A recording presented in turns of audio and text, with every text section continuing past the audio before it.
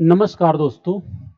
आइए हम लोग डेली करंट न्यूज के संदर्भ में आज हम लोग बात करते हैं। प्रमुख रूप से बहुत ही बेहद इंपॉर्टेंट टॉपिक है जो कि अंतर्राष्ट्रीय संबंध से जुड़ा हुआ, वह है UNSC, United national security council के बारे में।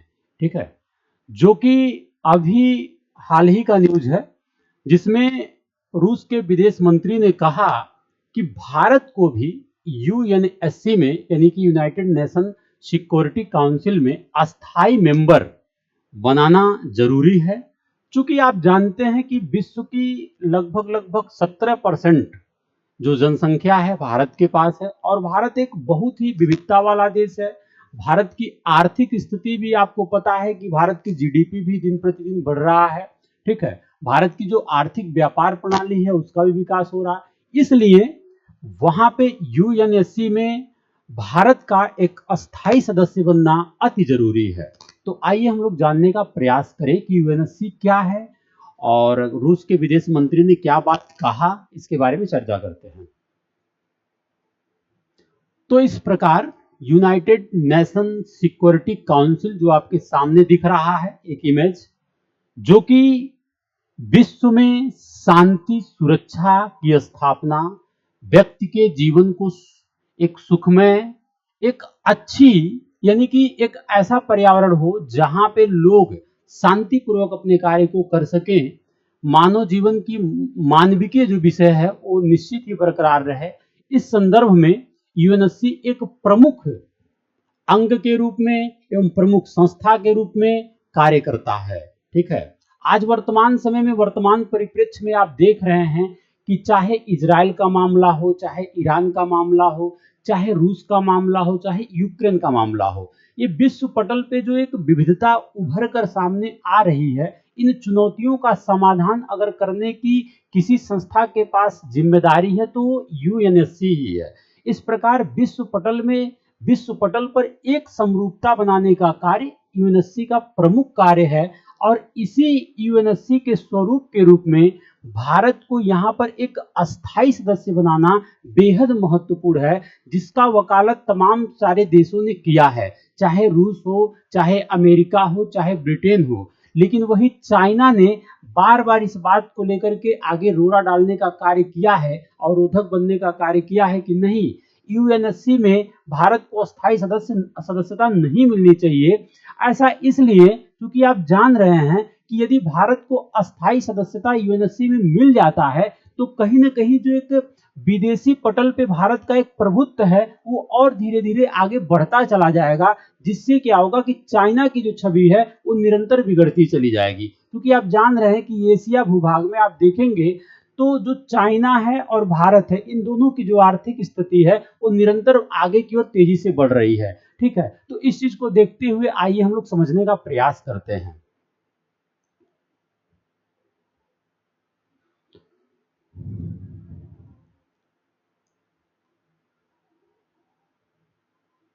जैसे आप जानते हैं कि जो संयुक्त राष्ट्र सुरक्षा परिषद है, ठीक है, संयुक्त राष्ट्र सुरक्षा परिषद, इसकी स्थापना आप देखेंगे तो 1945 में, इसकी स्थापना जो है 1945 में संयुक्त राष्ट्र चार्टर द्वारा की गई थी। अगर बात किया जाए कि यूनाइटेड नेशन सिक्योरिटी काउंसिल जो यूएनएससी है, तो इसकी स्थापना 1945 में संयुक्त राष्ट्र चार्टर के द्वारा की गई थी। और मुख्य रूप से अगर बात की जाए तो संयुक्त राष्ट्र के 5 अंग हैं। ये जो यूएनएससी है इसके 5 अंग हैं।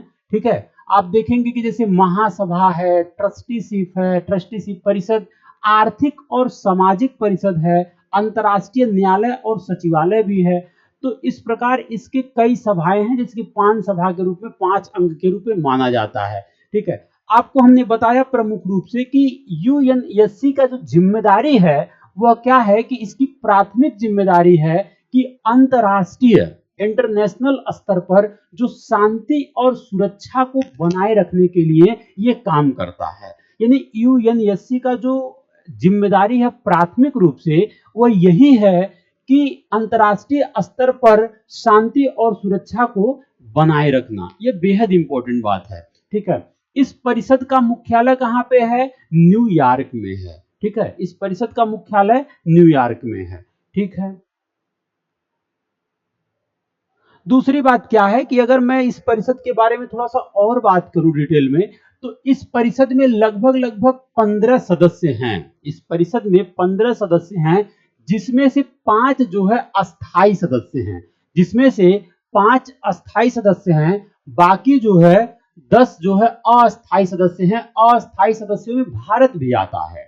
जो 10 अस्थाई सदस्य हैं उसमें भारत भी आता है, और ऐसे अस्थाई सदस्य जो है 2 वर्ष के कार्यकाल के लिए चुने जाते हैं।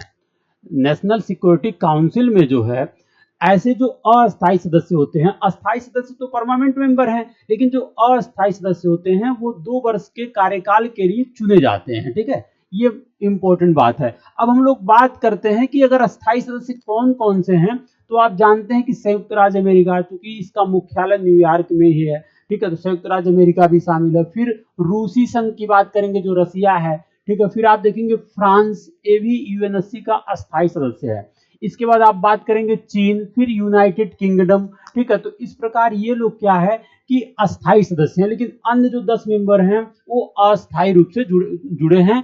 और प्रत्येक जो है आप देखेंगे कि हर साल महासभा में 2 साल की कार्यकाल के लिए जो अस्थाई सदस्य हैं उनको उनका चुनाव करके उनको नियुक्त किया जाता है उसमें। ठीक है, तो ये मुख्य बात है।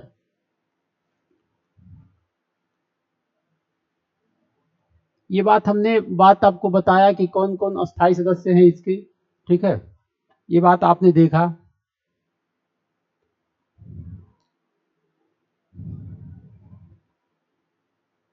तो जो हमने बात आपको मेन बात जो फोकस किया है अभी कि रूस ने अस्थाई सीट के लिए भारत का समर्थन किया, तो आपको हमने बताया ना कि जो रूस के ही विदेश मंत्री हैं उन्होंने यूएनएससी में ही ये बात कहा है, यूनाइटेड नेशन सिक्योरिटी काउंसिल में ही बात रखा है।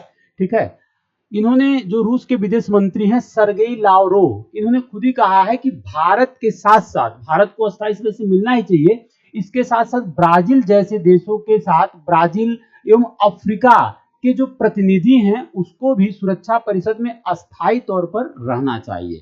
ठीक है, और खास करके इन्होंने भारत के संदर्भ में ये बात कहा। और ऐसा नहीं है कि रसिया ही ये बात को बार बार कहता है, ब्रिटेन भी इस बात को मान चुका है और कह चुका है यूएनएससी में कि भारत को इसमें जो है प्रभुत्व मिलना चाहिए अस्थाई सदस्य के रूप में। इसके साथ साथ अमेरिका ने भी इस बात को रख चुका है, फ्रांस भी इस बात को रख चुका है। सिर्फ इसमें चाइना ही है कि जो इस बात को नहीं समझने के लिए तैयार है। ठीक है, तो ये इंपॉर्टेंट बात है। ये आप देख रहे हैं मीटिंग कैसे किस प्रकार होता है। जो अस्थाई और अस्थाई मेंबर होते हैं, आपको हमने बताया कि 5 इसके अस्थाई मेंबर है, परमानेंट हैं। फिर जो 10 हैं अस्थाई हैं। ठीक है, तो ये लोग भी प्रत्येक जो है साल पे, आप जान ही रहे हैं कि 2 साल के कार्यकाल के लिए चुने जाते हैं। ठीक है, ये रहे रूस के विदेश मंत्री। तो जो प्रमुख बात यहाँ पे निकल कर आ रहा है कि भारत के अस्थाई सदस्य के रूप में कौन बीच में अवरोधक का काम कर रहा है, तो ये चीन है। बाकी तो अमेरिका, फ्रांस, ब्रिटेन पहले ही कर चुके हैं समर्थन। ठीक है, हमने देखा कि कब यूएनएससी का स्थापना हुआ, उसके बारे में अच्छे से देखा।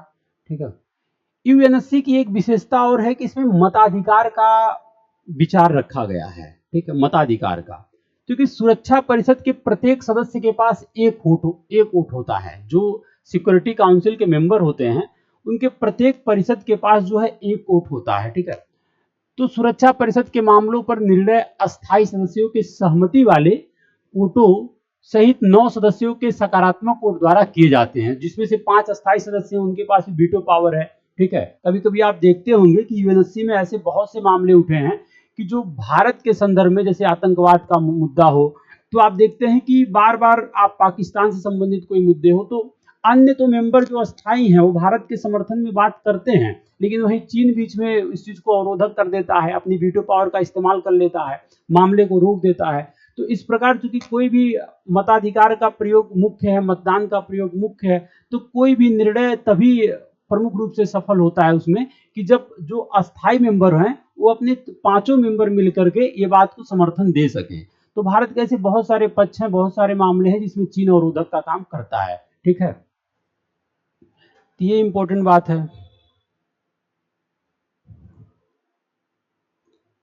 अब देखिए, अगर मैं ये बात बताऊं कि यूएनएससी में यानी यूनाइटेड नेशन सिक्योरिटी काउंसिल में क्या भारत के लिए क्या महत्व है, अगर मैं बात करूं कि भारत के लिए महत्व क्या है, कि अगर भारत सुरक्षा परिषद में अस्थायी मेंबर बन जाता है तो इसको क्या लाभ होगा, ये इंपॉर्टेंट बात है। ठीक है, देखिए ऐसा है ना कि अगर भारत बन जाता है तो भारत महत्वपूर्ण वैश्विक मुद्दे, जो ग्लोबल ऐसे मुद्दे हैं, जो मैटर्स हैं, उसके संदर्भ में जो नीति निर्माण में अहम भूमिका निभा पाएगा। क्योंकि आप जानते हैं विश्व स्तर पे भारत की 17% आबादी, 17% जनसंख्या, ठीक है। आप जैसा कि आप जान ही रहे हैं कि चाइना, चाइना के बाद भारत, ठीक है, पॉपुलेशन के संदर्भ में। तो निरंतर जो आर्थिक स्थिति है, जो खुली बाजार की प्रक्रिया है, ठीक है, विश्व स्तर पर एक जो एक अच्छी छवि है सकारात्मक, वो कहीं ना कहीं भारत के पास है। ठीक है, तो ये इंपॉर्टेंट बात है कि यदि जो है बड़े पैमाने पर भारत को यूनाइटेड नेशन सिक्योरिटी काउंसिल में एक अस्थायी मेंबर बना दिया जाए, तो जो वैश्विक ग्लोबल मुद्दे हैं, ऐसे मुद्दों में जो नीति निर्माण में है, चूंकि अब 5 मेंबर होते हैं जो अध्यक्ष, जो मुख्य होते हैं, तो ऐसे नीति निर्माण में भारत अहम भूमिका निभाएगा। ये इंपॉर्टेंट बात है। इसके साथ साथ आप देखेंगे कि जो हिंद प्रशांत क्षेत्र है, वहां पे जो बार बार आप देख रहे हैं कि चीन का एक इंपैक्ट है, प्रभाव है हिंद प्रशांत क्षेत्र में, ठीक है, वो भी निरंतर बढ़ रहा है। तो ऐसे फील्ड में भी यदि यूएनएससी में यानी यूनाइटेड नेशन सिक्योरिटी काउंसिल में भारत को अस्थायी सदस्य बना दिया जाता है, तो फिर ऐसे क्षेत्र में, हिंद प्रशांत क्षेत्र में चीन की जो दखल अंदाजी वो भी कम होगा, और अमेरिका जैसे देश, भारत जैसे देश, अन्य विकसित देश, ठीक है, मिल करके आपस में एक सकारात्मक दिशा में काम कर सकते हैं। तो एक बहुत अच्छी सकारात्मक डिसीजन है ये।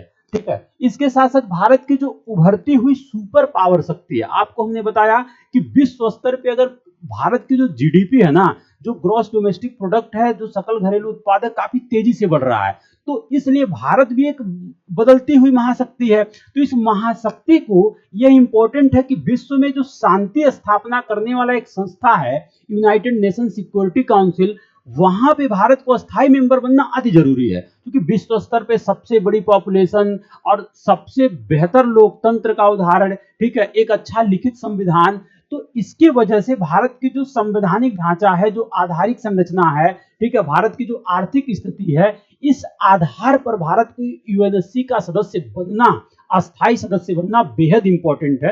अब मामला सिर्फ इसमें इतना ही है कि चाइना बार बार अवरोधक बनने का कार्य कर रहा है। अच्छा, कुछ और भी पाकिस्तान से संबंधित मुद्दे हैं, जैसे आप पीओके को ले लीजिए।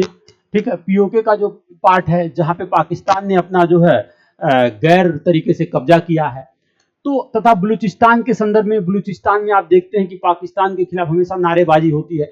तो फिर ऐसे जो मामले हैं, ऐसे मामले में भारत को एक मजबूत पकड़ बनेगा, भारत की एक मजबूत स्थिति बनेगी। ऐसा क्यों? क्योंकि आप जानते हैं कि जब ऐसे मामले को, अब मान लीजिए पीओके का मामला, भारत जब भी यूएनएससी में उठाने का प्रयास करता है, तो आप देखते हैं कि चाइना, देखिए, अमेरिका समर्थन में खड़ा हो जाएगा, उसके पास भी वीटो पावर है, ब्रिटेन समर्थन में खड़ा हो जाएगा, ठीक है, लेकिन वही चाइना जो है समर्थन में नहीं खड़ा होता है, क्योंकि चाइना की जो आर्थिक व्यवस्था है, आप जान ही रहे हैं, साम्यवादी विचारधारा चाइना का है, और चाइना का जो जुड़ाव है पाकिस्तान के साथ, एक बहुत ही एक बेहतर संबंध के साथ है, जिसकी वजह से चाइना चाहता है कि हम पाकिस्तान को हमेशा जो है अपने लिए बचा के रखें। ठीक है, तो ऐसे मामले को जो अभी तक चाइना दखलंदाजी कर रहा है, तो जब Bharat United nation security council में अस्थायी मेंबर बन जाएगा, तो ऐसे मुद्दे को दबाया नहीं जा सकता। ठीक है, विश्व पटल पर उसे रखा जा सकता है। ये इंपॉर्टेंट बात है।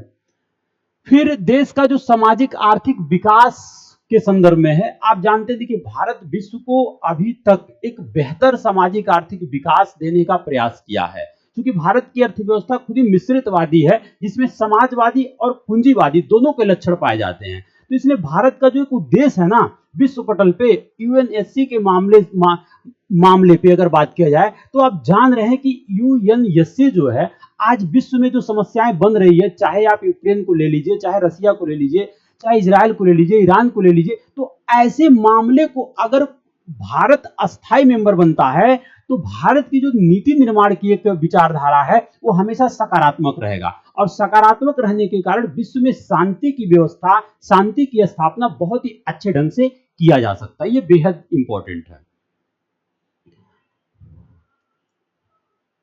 अब मैंने आपको बताया कि देखिए समस्या सिर्फ इतनी है कि सुरक्षा परिषद के 5 अस्थायी सदस्य को छोड़कर, जैसे अमेरिका हो, यूके हो, यानी यूके का मतलब ब्रिटेन, यूनाइटेड किंगडम, फ्रांस, रूस, समय समय पर तो ये बात करते हैं कि नहीं भारत को अस्थायी मेंबर बनाना जरूरी है, बनाना जरूरी है।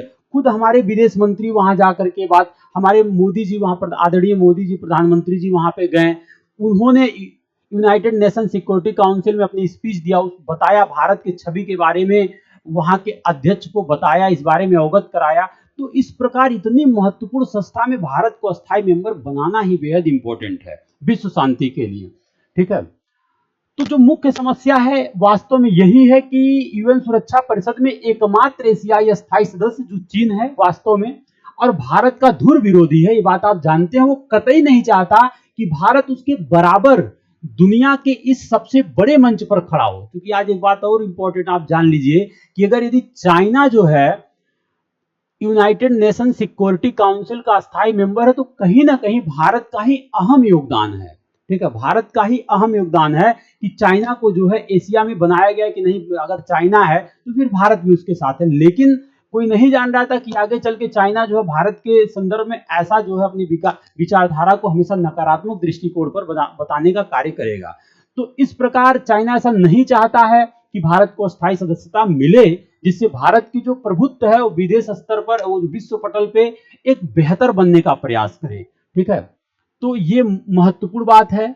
यूनाइटेड नेशन सिक्योरिटी काउंसिल के बारे में हमने आपको बताया कि इस प्रकार यूएनएससी में जो सुरक्षा परिषद के सदस्य हैं, ऐसे चर्चा होता है, ऐसे मीटिंग होता है, सबकी बात रखा जाता है, सबका एक मेजोरिटी होता है, बहुमत होता है। ठीक है, सबके पास एक वोट का राइट होता है, अधिकार होता है। ठीक है, अस्थायी मेंबर के पास वीटो पावर होता है। ठीक है, कोई भी मामले अगर निकल कर आते हैं तो सबका एक सहमति जरूरी है। तो ये बेहद इंपॉर्टेंट बात है। तो मुझे पूर्ण रूप से आशा है कि आप इस पूरे मैटर को समझेंगे और यूनाइटेड नेशन सिक्योरिटी काउंसिल क्या है इसके बारे में भी बृहद जो है आप क्लास के माध्यम से जानने का प्रयास करेंगे। और कोई त्रुटि होगा तो आप आवश्यक रूप से कमेंट के माध्यम से जरूर जानकारी लेंगे। ठीक है दोस्तों, जय हिंद।